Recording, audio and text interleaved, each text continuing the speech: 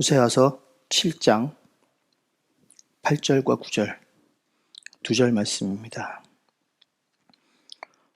짧으니까 저와 한 목소리로 같이 읽겠습니다. 에브라임이 여러 민족 가운데 혼합되니 그는 곧 뒤집지 않은 전병이로다. 이방인들이 그의 힘을 삼켰으나 알지 못하고 백발이 무성할지라도 알지 못하는도다. 아멘.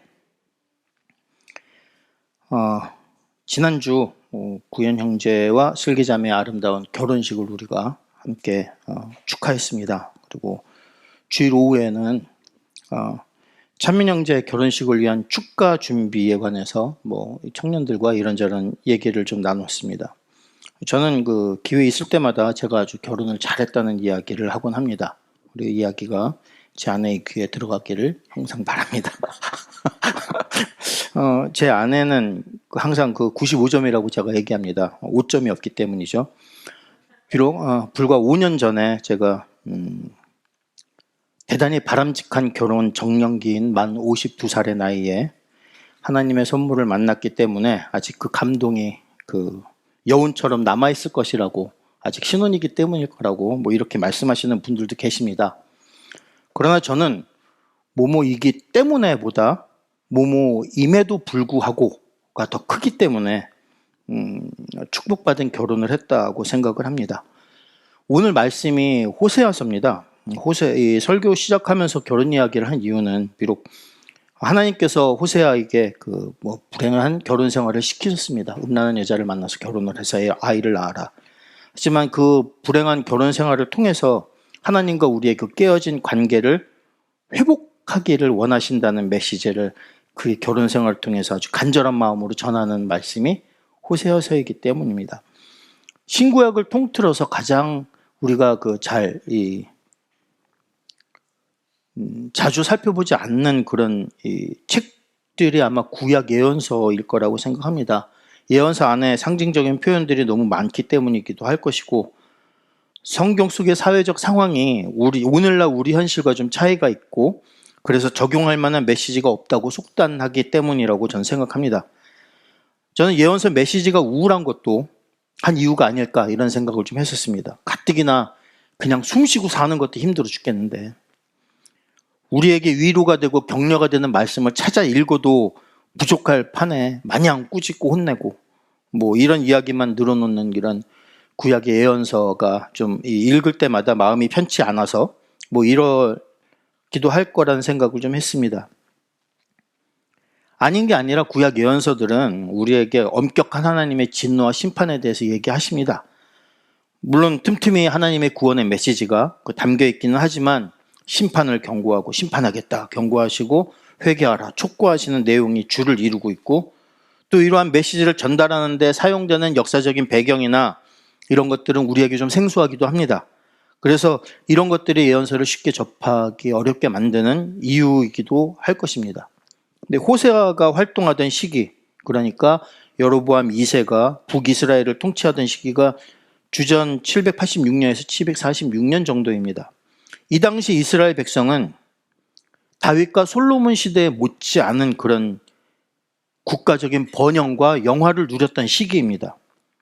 당시 제국으로 군림했던 아수르 왕들은 이스라엘을 침략한 의사를 보이지 않았습니다. 그리고 남유다 우시야 왕과 북이스라엘 여로보암 왕이 서로 평화관계를 유지하고 있었기 때문에 전쟁이 없었습니다. 하지만 이렇게 국가적으로 번영하고 평화의 시기가 이어지다 보니까 정치 지도자들 중에서 많은 사람들이 서서히 교만하고 방종해져서 하나님의 법도를 존중하지 않게 됩니다. 자신을 하나님의 법도보다 위에 두는 겁니다. 자신의 욕망이 하나님의 명령보다 우선하게 되는 겁니다. 권세 있는 자들은 자신의 권력을 유지하기 위해서 유언비어를 퍼뜨리고 음모를 꾸미고 강도와 살인 같은 범죄를 서슴지 않고 저질렀습니다. 더욱이 호세아보다 조금 앞선 시기에 활동한 아모스가 지적한 당시 사회상을 보면 권력을 쥔 소수의 정치가들과 부자들이 서로 긴밀하게 유착해서 불법을 행하고 가난한 백성들의 재산을 착취하고 겁탈하고 합니다. 법관들도 사리사욕에 따라서 불공정한 심판을 내립니다. 그래서 의인을 괴롭히는 악을 행합니다. 또 이들은 부당하게 번 돈으로 여름 별장과 겨울 별장을 사들입니다. 요즘 말로 하면 부동산 투기를 하는 겁니다. 술과 노래와 비싼 음식으로 향연을 벌리는 그런 향락적인 삶에 빠져들었습니다. 이들은 주위에서 생존을 위해 애쓰고 있는 그 가난하고 소외된 이웃에 대한 동정은 조금도 없는 지극히 철저하게 개인주의적인 삶을 살았습니다. 그 결과 사회의 부익부 빈익빈 현상이 심화됐습니다.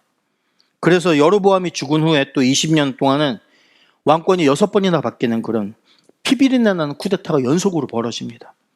어떤 왕은 즉위한 지 한 달 만에 죽었습니다. 또 그렇게 왕권을 잡으면 나라의 주권자가 되시는 하나님을 의지하는 것이 아니라 이웃 나라들과 동맹을 맺거나 이웃 나라들에게 조공을 바쳐가면서 왕권을 유지하려고 합니다. 종교적으로는 더 기가 막힙니다. 아이러니하게도 호세아 시대 때 정치, 사회, 사법적으로 불법을 행하고 국민을 착취하던 권력자들이 종교적 열심은 대단했었습니다. 가난한 사람들도 다를 바 없었습니다. 이스라엘의 종교적 타락을 3가지로 지적하면 윤리적인 생활하고 종교적인 생활이 정 분리되어 있었다는 겁니다.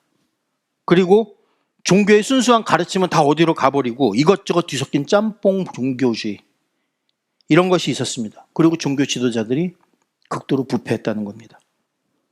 이렇게 본다면 호세아가 활동하던 시기가 그때의 사회상에 과연 요즘과 얼마나 많이 다르고 있는가, 얼마나 많이 다른 모습을 과연 보이고 있는가. 수천 년 전 이스라엘 백성들이 하나님 앞에서 보였던 그 죄악이 지금 이 사회, 우리가 지금 살아가고 있는 현대 사회와 교회에도 존재하고 있다. 부인할 수 없는 사실입니다. 그리고 이러한 사실은 온 인류가 하나님 앞에서 다 죄인이라는 성경적인 진리를 다시 한번 확인시켜주는 그런 일일 것입니다. 이런 세태를 보면서 호세아는 침묵하지 않았습니다. 하나님의 경고를, 하나님의 심판을 경고하고 회개를 촉구합니다. 그런데 정치, 사회, 경제, 종교적으로 호세아 시대와 너무나 흡사한 지금 그런 사회를 살고 있는 요즘에 우리는 그럼 호세아를 통해서 무엇을 보고 무엇을 듣고 무엇을 배워야 하겠습니까? 호세아라는 이름은 여호와는 구원이시다라는 뜻입니다. 호세아, 여호수아, 예수 모두 같은 뿌리를 가진 이름들입니다. 호세아는 BC 755년, 주전 755년에서 710년 사이에 활동했는데 주전 722년에 북왕조 이스라엘이 멸망합니다. 호세아는 이스라엘의 멸망을 예언하고 그 멸망을 지켜보시면서 슬퍼하시고 안타까워하시면서 한편으로 분노하시는 하나님의 마음을 그대로 절절하게 전한 그런 예언자입니다. 그리고 삶을 통해서 이를 증거하는 일에까지 부름을 받고 쓰임받습니다. 음란한 여인, 창기라고 보통 번역되어 있는 고멜을 아내로 맞이합니다. 새 아이를 낳습니다. 그리고 그 이름을 이스라엘, 루루함마, 그리고 로암미 이렇게 짓습니다. 루라는 이 말은 이 말의 단어의 앞에 붙는 접두사인데요. 이거는 아니다라는 뜻을 갖고 있는 부정접두사입니다. 그래서 로루함마는 긍휼을 받은 자가 아니다라는 뜻이 되어버립니다. 연결 유시됐답니다. 예. 그리고 로암미는 내 백성이 아니다라는 뜻의 이름입니다. 이런 기박힌 이름들을 자식한테 붙여주는 겁니다. 아비가 돼서. 이스라엘은 원래 사마리아로부터 갈릴리까지 이어지는 비옥한 땅의 지명입니다. 하나님이 심으신다는 그런 의미를 가진 이름입니다. 그런데 예후가 북왕조의 가장 악한 왕이었던 아합 왕조를 멸망시킬 때 이스라엘 왕과 유다 왕들을 다 죽였던 곳이 바로 이스라엘입니다. 이세벨과 아합의 왕자 70명도 죽음을 당했던 바로 이스라엘에서 죽음을 당합니다. 그래서 호세아서 1장 4절 5절에 보면 여호와께서 호세아에게 이르시되 그의 이름을 이스라엘이라 하라. 조금 후에 내가 이스라엘의 피를 예후의 집에 갚으며 이스라엘 족속의 나라를 폐할 것임이니라. 그날에 내가 이스라엘 골짜기에서 이스라엘의 활을 꺾으리라 하시니라. 이렇게 얘기하십니다. 이제 곧 내가 예후의 집을 심판하겠다. 그가 이스라엘에서 살육한 죄를 물어서 이스라엘 왕조를 없애겠다. 이렇게 말씀하십니다. 피로 혁명을 일으켜서 왕권을 찬탈한 예후 왕조의 멸망을 이야기하시는 겁니다. 왕조 하나의 문제가 아니라 북왕조 이스라엘의 구군을 말하고 있습니다. 이스라엘은 그래서 하나님의 피의 보복을 의미합니다. 정말 무시무시하고 우울하고 비참하기 이를 데 없는 그런 이름들입니다. 하나님의 사랑을 저버린 이스라엘에게 분노하시는 하나님의 모습이 그대로 담겨져 있는 모습입니다. 이런 하나님이 호세아 입을 통해서 이렇게 정치적, 경제적, 사회적, 종교적으로 타락한 북이스라엘 백성의 죄악을 규탄하고 하나님의 심판이 필연적으로 임할 수밖에 없음을 선포하고 계시는 것이 호세아서입니다. 하지만 하나님은 여기에 그치지 않고 우리 하나님 되시기도 역시 그만두시지 않으십니다. 심판 뒤에 있을 회복을 말씀하시고 이스라엘에 대한 하나님의 변치 않는 사랑을 증거하십니다. 이스라엘이 하나님의 우리를 향한 그 끝없는 깊고 넓은 사랑을 호세아 삶을 통해서 보여주시는 하나님의 이야기가 바로 호세아서의 주된 이야기입니다. 이러한 내용 중에서 오늘 제가 이야기하고자 하는 것은 정경유착에 관한 것이 아닙니다. 부익부 빈이라는 사회 불평등에 관해서 이야기하고자 하는 것도 아닙니다. 오로지 제 관심은 하나님의 사랑입니다. 그런데 이 호세아서를 읽다가 예상치 못한 구절을 꽂혔습니다. 그게 바로 오늘 본문이었습니다. 오늘 본문 다시 한번 읽어보겠습니다. 에브라임이 여러 민족 가운데 혼합되니 그는 곧 뒤집지 않은 전병이로다. 이스라엘이 그의 힘을 삼켰으나 알지 못하고 백발이 무성할지라도 알지 못하는도다. 이 구절을 세번역 성경으로 보면 에브라임은 다른 민족들 속에서 섞여서 튀기가 되었다. 안 되네요. 에브라임은 뒤집지 않고 구워서 한쪽만 익은 빵처럼 되었다.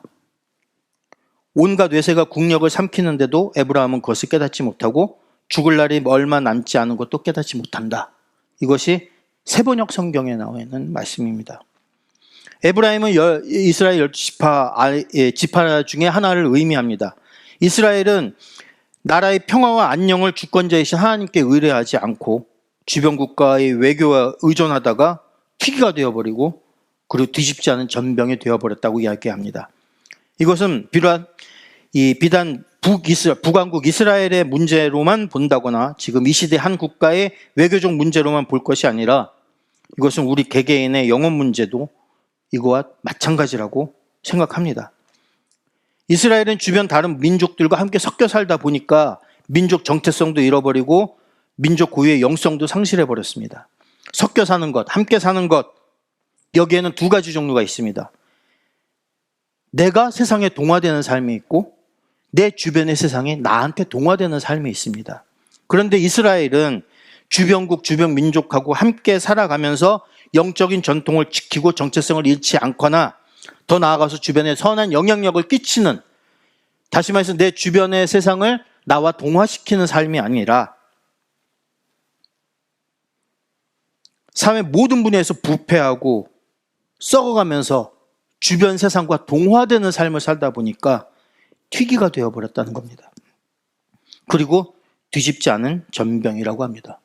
저는 고기를 되게 좋아하기도 하고 고기를 또 잘 굽기도 해서 고기를 자주 구워 먹습니다. 제가 어제 고기를 좀 구워달라 했더니 아내는 내일 집에 혼자 있을 때 열심히 구워 먹으라고 얘기하고 나갔습니다.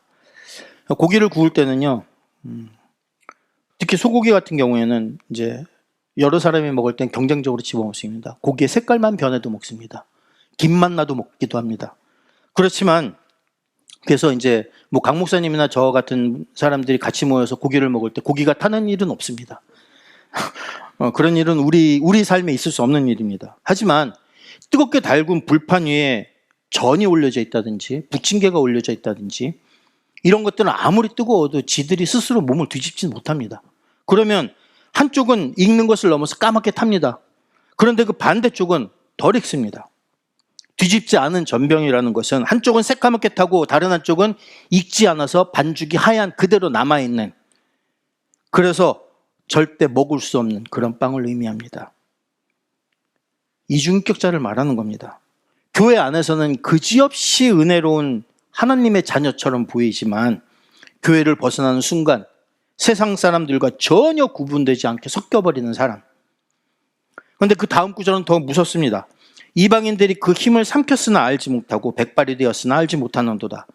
세상 속에서 세상 사람들과 구별되지 않을 정도로 섞여 살다 보니까 영적인 힘을 다 소진해버리고 속 사람의 영적인 생명력을 다 빼앗겨서 어느새 백발이 되어버렸다는 겁니다. 영적인 강단도 없고 패기도 없고 정체성과 힘도 다 잃어버렸습니다. 내면에 그렇게 돼버린 내면의 변화가 백발입니다. 영적으로 백발이 되어버렸는데도 이를 알지 못한다. 우리가 세상을 살아나가는 힘이 어디서 오겠습니까? 사람들은 빵으로 살아간다고 얘기합니다. 먹을 것이 없으면 죽습니다. 빵이 중요하다고 생각을 하면 빵을 살 돈을 위해서 일을 합니다. 결국 온통 마음이 돈에 쏠리게 됩니다. 돈 중요합니다. 돈 많이 벌어서 풍족하게 사는 것에서 힘이 나온다고 생각들 합니다. 그래서 돈 많이 벌기 위해서 사람들이 수단과 방법도 가리지 않습니다. 돈을 많이 벌면 어깨에 힘이 들어가기도 합니다. 돈 많이 버는 사람이 힘 있는 사람으로 여겨집니다. 그래서 대부분 돈 많이 버는 사람을 보고 저 사람은 잘 사는 사람이다 이렇게 얘기합니다. 그런데요, 돈이 풍족한 집은 잘 사는 집이 아닙니다. 그냥 돈이 많은 집일 뿐입니다. 돈이 많은 것과 잘 사는 것은 전혀 다른 문제입니다. 그런데 우리는 아무 생각 없이 돈이 풍족한 집, 저 잘 사는 집이야. 쟤네 집 잘 살아.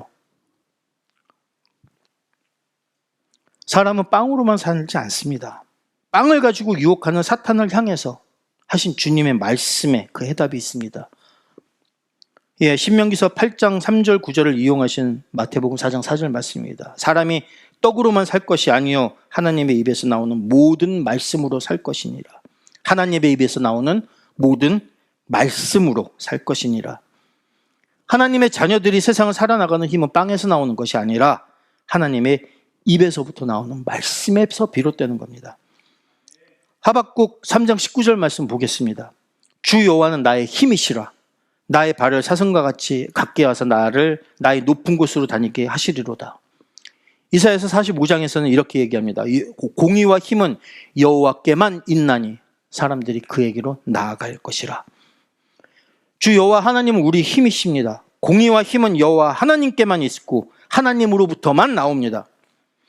하나님의 힘의 원천이시고 그 입에서 나오는 모든 말씀을 통해 우리는 힘을 얻어야 하는 것입니다. 그런데 이런저런 이유로 말씀을 가까이 하는 것을 게을리하거나 아예 잊고 사는 동안에 우리는 처음 하나님 만났을 때, 그리고 예수 그리스도를 우리의 구주로 영접했을 때, 말씀을 듣고 찬양을 할 때 가슴을 뜨겁게 달구던 그 감동과 열정이 서서히 사라져가는데, 그 미묘한 차이를 깨닫지 못하고 방심하고 있다 보면 어느새 우리 속사람은 세상의 여러 가지 파도 속에서 이리 치고 저리 치고 그렇게 살아가다가 속에 있는 모든 영적인 힘을 다 빼앗기고 소진해버리고, 그리고 어느새 백발이 앉은 노인 모습으로 변하고 마는 겁니다. 그런데도 이를 알아차리지도 못하는 겁니다. 요새는 잘 안 하지만 예전에 학교에서 운동회 할 때 항상 부모님들 달리기가 빠지지 않는 종목에 들어가셨습니다. 나이 드신 분들 달리기에서 항상 빠지지 않고 등장하는 장면이 또 하나 있습니다. 바로 달리다가 멋있게 넘어지십니다. 왜 넘어지느냐? 처음 달리기 시작할 때 힘차게 팔다리 놀립니다. 내 팔이, 내 다리가 앞으로 나아가려는 내 몸을 지탱해주고 나의 몸을 앞으로 밀어줍니다. 신납니다. 그렇게 몇 미터 무리 없이 달려가다 보면은 예전 젊었을 때 무리 없이 사지 아직 기운이 있어서 마음껏 달릴 때처럼 몸이 앞으로 나가는 느낌을 받습니다. 그건 내 머리와 마음에 익숙한 느낌이기도 합니다. 왜? 나이 들어서는 별로 뛸 일이 없거든요. 기분은 좋습니다. 나 아직 안 죽었어 이런 생각도 듭니다. 조금만 힘내면 저 앞에 있는 결승선까지 갈 수 있을 것 같습니다.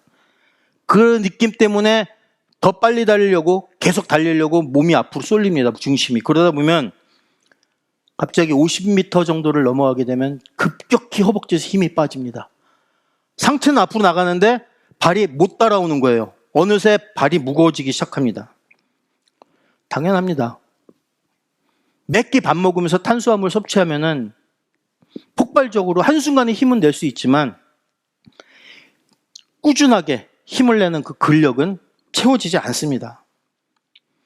그래서 나이 50 넘은 일반인들이 100m 달리기 할 때 예전에 뭐 14초, 15초 달렸을 때 얘기들 합니다. 나 옛날에 날렸어.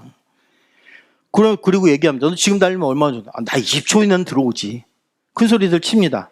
그럼 달려오면 그렇지 않습니다. 힘껏 질주하는 거요. 10초, 15초 못 넘깁니다. 급격하게 다리에서 힘이 빠지거든요. 마음은 계속 앞으로 달려가는데 몸의 중심은 계속 이 앞에 있는데 다리는 못 쫓아옵니다. 그러니 넘어지는 겁니다. 영적인 힘도 마찬가지입니다. 내 생각은 아직도 옛날에 내 안에 영적인 생명력으로 충만해 있을 때 그때 자신을 생각하고 갑니다. 그런데 믿음은요, 과거가 없습니다. 미래도 없습니다. 현재 진행형 뿐입니다. 지금 이 순간 내 믿음, 내 영적인 상태, 이것뿐입니다.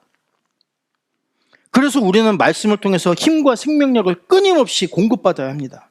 구원의 감격으로 힘있고 말씀을 읽으면서 생명력을 공급받았던 예전에 나만 생각하고 이제 그 힘을 다 소진하고 빼앗겨서 머리에 백발이 앉았는데도 옛날 생각만 하면서 앞으로 달려가다 보면 넘어질 수밖에 없습니다. 예전에 기도원에서 금식할 때 기도원에서는 하루 1시간 이상 산책을 하라고 권합니다. 금식을 하면 몸에 모든 영양소가 다 빠져나갑니다. 지방만 빠지는 게 아니라 생존에 필요한 모든 영양분 다 소비하고 난 다음에 골수까지 빠져나간다고 얘기합니다. 그러다 보니까 산 깊은 곳에서 마구잡이로 막 걷다 보면은 관절 다 상하게 됩니다. 그래서 산책 나갈 땐 반드시 지팡이를 짚고 나가라 라고 얘기합니다. 저는 제가 있던 기도원은 소백산맥 자락에 있었습니다. 소백산맥 숲속을 걷다 보면은 숲 깊은 곳에 임도라는 공간이 나옵니다. 임도는 산림 관리를 위해서 사람과 차량이 다닐 수 있도록 일부러 인공적으로 길을 낸 곳을 임도라고 합니다. 이 임도의 양쪽 옆은 다 숲입니다. 그런데 그 소백산 자락, 지금 단양에 있는데 그 소백산 자락에 가면은 그 숲을 보면 공통점이 있습니다. 예전하고 많이 달라진 게 있습니다. 그게 바로 덩굴입니다. 대부분은 가시박이라는 생태 파괴종입니다. 나무며 전봇대며 소음 차단벽이며 할 거 없이 무성하게 다 새파랗게 덮어버린 덩굴을 보면 아마 10중 8구 가시박이라고 보셔도 됩니다. 이것이 나무를 타고 올라가면서 엄청나게 무성한 나뭇잎으로 다 덮어버립니다. 식물을 덮어버리면 그 밑에 나무는 햇볕을 받지 못하고 말라 죽어버립니다. 요즘 강변이나 산자락 밑을 지나가도 그런 걸 많이 봅니다. 이 안산으로 오는 길에 과천을 지나서 오다 보면은 그쪽 산자락에도 이 가시박 같은 덩굴들이 상당히 많습니다. 고린도전서 15장 33절에 보면요, 속지 말라. 악한 동무들은 선한 행실을 더럽히나니 라고 경고합니다. 무슨 이야기냐? 우리가 이웃하고 살아갈 수밖에 없는 세상은 악합니다. 악한 이웃은 우리의 선한 행실을 방해하고 더럽힙니다. 세상 사람들 속에서 그들과 어울려 함께 살아가면서 그들에게 휩쓸리게 되면 이 가시박에 덮인 나무들처럼 노랗게 말라 죽어갈 수밖에 없습니다. 생명의 원천인 말씀의 빛을 받지 못해서 노랗게 말라갑니다. 세상의 흐름 속에 순응해서 살다 보면 세상 사람들과 똑같은 욕심과 똑같은 염려의 잔뿌리에 점점 내 영양소를 뺏겨갑니다.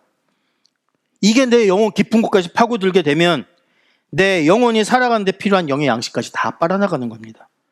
결국 남는 것은 힘없이 비틀거리는 백발연전 존재만 남게 됩니다. 그런데 이렇게 힘이 삼켜졌는데 이것도 알지 못하고 백발이 무성해졌는데도 이를 알지 못한다.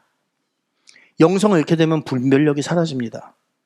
하나님 말씀으로 힘을 공급받지 못하면 영적인 분별력이 약해지고 민감성이 떨어집니다. 영혼이 힘을 잃어 소멸하며 가는데도, 그래서 늙어가는데도 이걸 깨닫지 못하고 나는 여전히 스스로 견실한 신자라고 생각하는 것. 그래서 나도 모르는 새에 내 속에 병을 키워나가는 것. 그런데도 이 병이 커가는데도 이걸 알지 못하는 것. 이것이 가장 심각한 중증의 병입니다. 날마다 거울을 보면서 눈에 보이는 백발은 우리가 뽑기도 하고 염색도 합니다. 오늘 아내 일찍 일어났는데 염색한다고 늦을 뻔했었습니다. 저는 안 해주더라고요. 근데 보이지 않는데 영혼의 백발은 신경 쓰이지 않습니다. 왜? 보이지 않으니까. 관심도 없습니다. 심지어 백발이 점점 늘어나는데도 눈치채지 못합니다. 이렇게 민감성 떨어지고 나면 내 영혼이 힘을 잃고 머리가 하얗게 센 힘없은 늙은이 돼서 이 세상 제대로 살지 못하고 절절매고 세상의 여러 걱정과 고민에 세파에 휩쓸리게 되는 겁니다. 그러다가 비틀거리다가 쓰러져 짓밟히는 겁니다. 근본적인 이유는 내 속사람이 힘을 빼앗겨 버렸기 때문입니다. 인생의 바다를 항해하다 보면 때론 거친 바다가 밀려옵니다. 한데 우리는 이 세상의 문제라는 풍파에 휩쓸려서 좌초되지 않으려고 그것만 애쓰다가 전전긍긍하고, 그래서 나를 구원해 주시는 사람, 그분은 아무리 크고 거친 파도가 밀려와도 그 물 위를 걸으시는 분이라는 걸 우리가 가끔 잊어버립니다. 그래서 주님 의지하고 담대하게 나아가고 맞서는 것이 아니라 걱정하고 세상 것에 의존하다 보면 노랗게 말라가고 헛된 노력으로 힘이 빠져나가는 겁니다. 말씀 앞에 서면 내 머리가 휘어졌다는 걸 발견하게 됩니다. 영적인 민감성이 회복됩니다. 내게 왜 흰머리가 생겼을까 고민하게 됩니다. 영적으로 각성하게 하는 과정입니다. 왜 내가 영적으로 힘없는지 그 이유를 찾게 됩니다. 그럼 영적인 치유가 시작되는 겁니다. 망망대해 위에 떠있는 배는 그 많은 물에 비해서 되게 초라한 존재일지 모르겠지만 그 많은 물도 그 배를 가라앉게는 할 수 없습니다. 배가 부실해져서 배에 틈이 생겨서 배 안에 물이 들어오기 시작하면 그제서야 가라앉는 겁니다.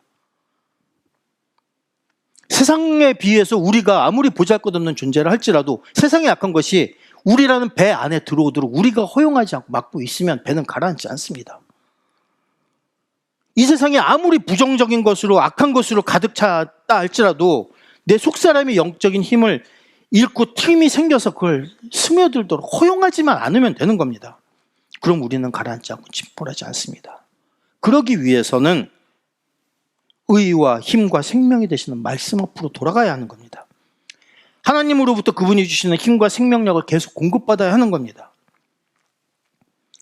우리는 몸이 노화되고 쇠약해지는 거 막기 위해서 조금이라도 늦추기 위해서 몸에 좋은 약도 먹고 규칙적으로 운동도 하고 건강을 위한 어떤 건강한 습관도 들이고 많은 노력을 합니다. 절식도 합니다. 여기에는 바쁘다는 핑계도 없습니다. 아침 일찍 일어나서 뜁니다. 심지어 덜 늙어 보이기 위해서 현대의학과 과학의 힘도 빌립니다. 예. 그러다가 마침 마지막으로는 사진에까지 손을 대서 전혀 다른 인간이 앞에 나오기도 합니다. 그래도 우리가 할 수 있는 일은 그저 몸의 노화를 늦추는 것 뿐입니다. 그죠? 우리가 겉모습만 덜 늙어 보이게 하려고 몸부림칠 뿐입니다. 하지만 우리 영혼의 문제는 다릅니다. 속사람이 늙는 것을 방지하는 것은 더더욱 말이 없습니다. 되지 않습니다. 우리 능력으로는 가능한 일이 아니기 때문입니다. 우리 정신이, 영혼이, 우리 자아가 힘을 잃고 늙어가면 그 사람이 육신의 나이와 상관없이 비참하게 세파에 휩쓸리는 삶을 살 수밖에 없습니다. 오직 죽은 고기만이 물살을 따라 내려간다는 말이 있습니다. 우리가 방실해서 속사람이 힘을 잃어버리고 어느덧 백발이 늘어날 수는 있지만 이러한 영혼의 노화를 늦추는 것이 아니라 방향을 뒤집어서 아예 젊어지도록 회춘하는 길이 있습니다. 바로 의와 생명의 원처이신 하나님 말씀을 공급받는 것입니다. 에레미야서 17장에 그러나 무릇 여호와를 의지하며 여호와를 의뢰하는 그 사람은 복을 받을 것이라. 그는 물가에 심어진 나무가 그 뿌리를 강변에 뻗치고 더위가 올지라도 두려워하지 아니하며 그 잎이 청청하며 가무는 해에도 걱정이 없고 결실이 그치지 아니함과 같으니라. 성경은 우리에게 분명히 말해주고 있습니다. 여호와를 의지하고 여호와를 의뢰하는 자는 물가에 심겨진 나무가 그 뿌리를 강변까지 크게 뻗어나가고 어떤 악천후에도 영향받지 않고 끊임없이 결실을 맺는다는 겁니다. 이것이 바로 우리에게 꼭 필요한 영적인 회춘의 길입니다. 이사야서 40장 31절 오직 여호와를 앙망하는 자는 새 힘을 얻으리니 독수리가 날개치며 올라간 같을 것이요 다른 박질하여도 곤비하지 아니하겠고 걸어가도 피곤하지 아니하리로다. 너무 잘 알고 있는 말씀 아닙니까? 우리가 세상을 살아나가는 힘을 어디서 과연 얻어야 하겠습니까? 내 육신은 늙어갈지라도 우리 영혼은 영원히 젊음을 유지해야 합니다. 그럴 수 있습니다. 능력의 말씀을 통해 힘받고 생명력을 받으면 됩니다. 이미 힘 빼앗기고 백발이 늘어서 늙어버렸다 할지라도 힘을 통해서, 말씀을 통해서 다시 힘을 받고 그 생명력을 통해서 우리는 다시 젊어질 수 있습니다. 회춘의 길이 성경 안에 있는 겁니다. 이렇게 우리 영이 다시 젊어지고 활력을 얻고 힘을 되찾아야, 그래야 우리 삶이 바뀌고 우리 주변이 바뀌고 우리를 통해서 이 사회가 바뀌어 나갈 수 있습니다. 우린 단지 그리스도인이 되도록 부름받은 사람이 아니라 그리스도인으로 살아가도록 부름받은 사람들입니다. 매주 주차장에 간다고 해서 차가 만들어지진 않습니다. 매주 교회 왔다 갔다 하고 예배 참여하는 것만으로 힘을 잃은 우리 속사람이 저절로 젊어지는 법은 없습니다. 의와 힘과 생명의 원천이 하나님 입에서 나오는 모든 말씀으로 살아가면서 주님이 주시는 생명력을 받고 힘을 얻어서 젊음의 힘과 기백과 능력을 가질 때 세상 속에서 우리는 세파에 맞서서 우리 주변에 선한 영향력을 끼쳐가면서 하나님 나라의 영역을 확장해 나갈 수 있는 그건 주님의 귀한 도구가 될 것이라고 저는 믿습니다. 이렇게 하나님으로부터 비롯되는 영적인 생명력을 얻어서 하나님 나라를 위해서 힘써 나가는 저와 여러분이 되시길 예수 그리스도의 이름으로 축원드립니다. 기도하시겠습니다.